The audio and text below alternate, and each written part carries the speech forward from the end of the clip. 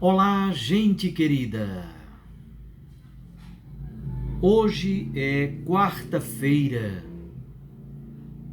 dia 13 de janeiro. A palavra de Deus desta quarta-feira é de Marcos, capítulo 1, versículos 29 a 39.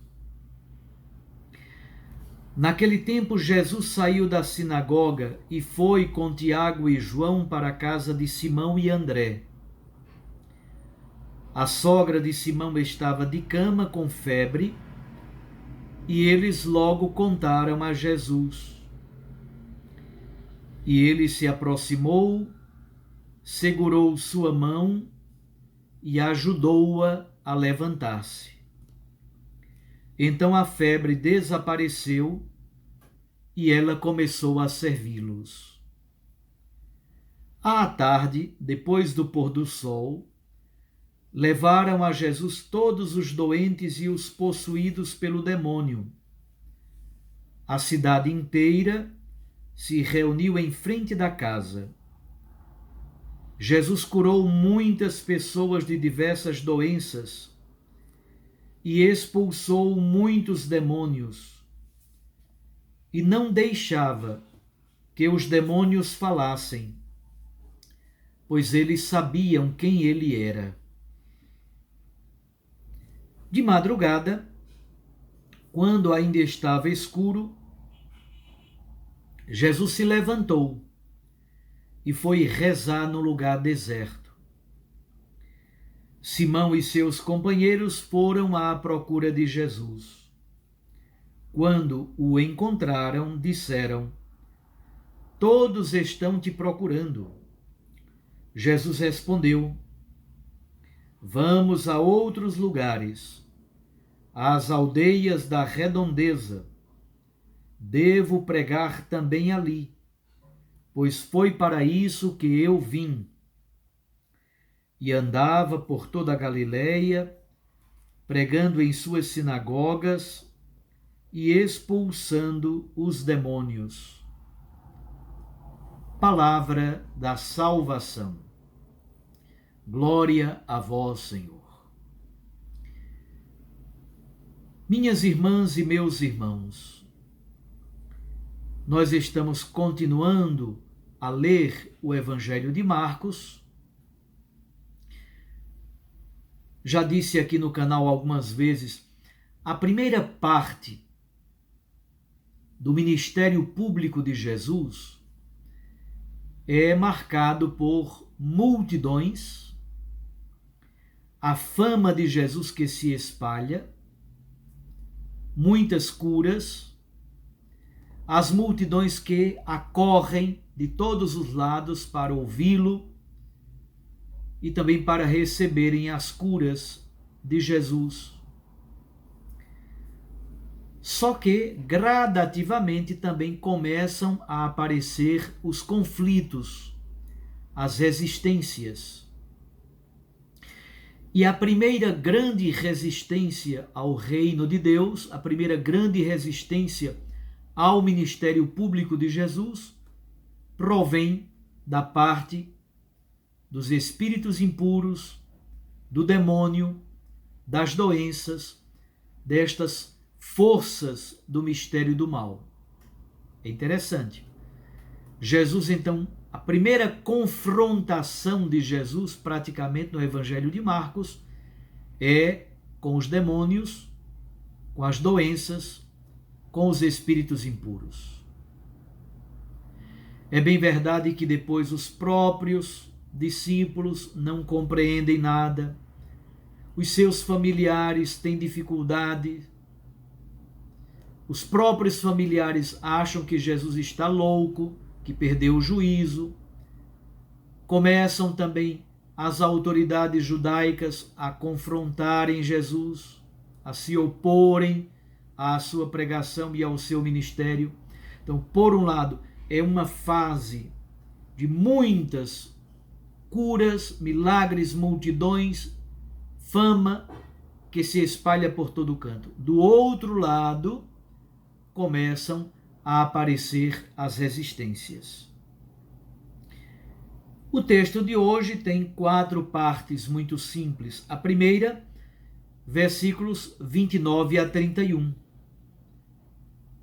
Podemos então dividir o texto a partir também das anotações temporais.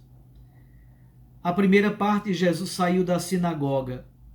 O culto sinagogal no sábado geralmente era pela manhã. Então, podemos supor que Jesus sai da sinagoga no finalzinho da manhã, depois do culto na sinagoga, e vai almoçar na casa de Simão Pedro. E o que acontece na casa de Simão Pedro? Primeiro, alguns estudiosos fazem uma relação entre esta saída da sinagoga e da entrada na casa, casa e sinagoga. Não vem ao caso agora aprofundar essa relação, mas tudo indica que a casa é o lugar da intimidade. A casa é o lugar do discipulado. De fato, Jesus foi com Tiago e João para a casa de Simão e André. Então, aqueles 4 primeiros discípulos que ele havia chamado, é nessa casa que Jesus se encontra com eles 4. E não somente com eles, também encontra na casa de André e Pedro. Lá está a sogra de Simão Pedro, acamada, doente, com febre. Na Bíblia e na tradição bíblica, estar acamada praticamente é estar como morta. Aquela mulher está como morta, tomada pela febre. De algum modo, a doença é expressão deste poder do mal, é expressão dessa força maléfica que destrói a saúde e o bem-estar da pessoa. Então, encontramos uma mulher tomada pela febre, acamada, isto é, deitada, como que morta. E aí acontece um encontro libertador muito bonito. E tudo acontece pelo toque, pelo poder da mão.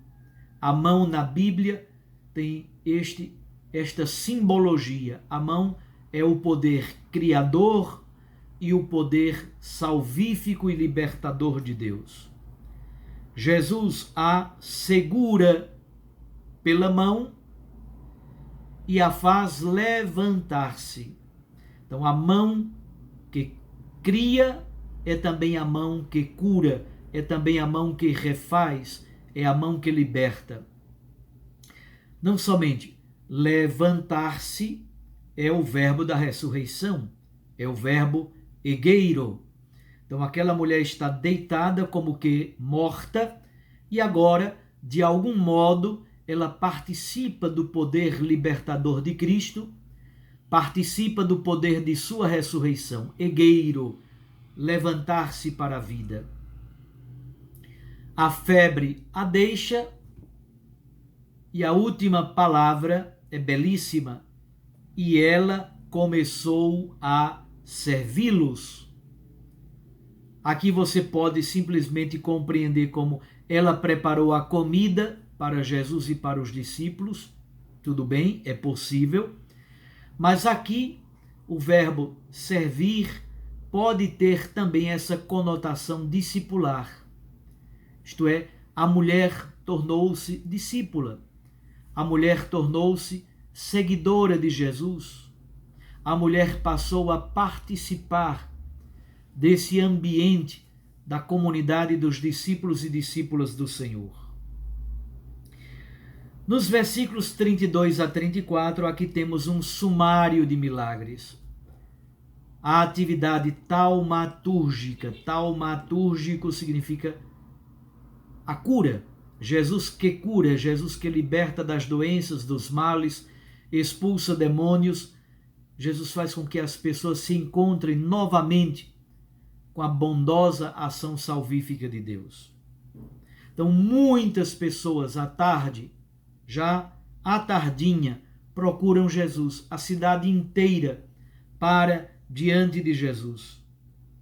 E Jesus cura, liberta, ele é a mão estendida da misericórdia de Deus que refaz em profundidade a vida das pessoas. Terceiro momento, versículos 35 a 38. Agora, na madrugada do dia seguinte, Jesus se retira para a montanha e ora. Vocês recordam que semana passada eu fiz aqui uma reflexão sobre a relação entre exterioridade e interioridade. O próprio Jesus tem necessidade de refazer-se, de reintegrar a sua vida. Vocês já pensaram quantas pessoas, centenas, milhares de pessoas procuram Jesus todos os dias? Como que ele vai se decompondo, se fragmentando. Ele precisa, na madrugada, retirar-se na intimidade com o Pai para refazer a integridade do seu ser. Jesus ora no lugar deserto para aprofundar essa relação entre palavra, oração e ações libertadoras. Jesus prega a palavra, Jesus liberta pessoas das escravidões, das doenças, do poder do espírito maléfico. Mas também Jesus sente a necessidade de aprofundar todo o seu ministério público na intimidade e no diálogo com o seu Pai. É aí que Jesus se prepara para as novas etapas do ministério público. Pedro e os outros discípulos vão procurá-lo e dizem: todos te procuram, todos estão te procurando. As pessoas muitas vezes procuram Jesus porque querem resolver problemas muito concretos e imediatos. Também nós o procuramos. Digo mais, também nós o procuremos. Procuremos o Senhor. Ele se deixa encontrar. Procuremos Jesus na palavra de Deus, na oração, na Eucaristia, na pessoa do pobre, na comunidade eclesial, na pessoa dos irmãos, nas atividades várias que nós exercemos, testemunhando Jesus no mundo. Procuremos Jesus, ele se deixa encontrar. Pedro e os outros discípulos o procuraram. Jesus estava num lugar deserto, em oração, refazendo-se, reintegrando a sua existência e colocando tudo à luz do olhar do Pai. É aí que no versículo 39, a conclusão do texto de hoje, encontramos a afirmação que Jesus parte por povoados, aldeias e cidades, pregando a palavra de Deus nas sinagogas, curando os doentes, expulsando os espíritos impuros. Que texto tão belo o do Evangelho de hoje. Começamos na manhã, Jesus que cura a sogra de Pedro. À tarde, Jesus que cura uma multidão imensa de doentes e pessoas impuras, possuídas pelo espírito maléfico. De madrugada, Jesus que ora. No restante do dia, Jesus que sai pelas aldeias e cidades, pregando a palavra e libertando as pessoas do espírito maléfico. Encontremos aí a força para continuarmos também a nossa missão, testemunhando o Evangelho de Jesus. Eu os abençoo, em nome do Pai, e do Filho, e do Espírito Santo. Até amanhã, se Deus assim também nos permitir.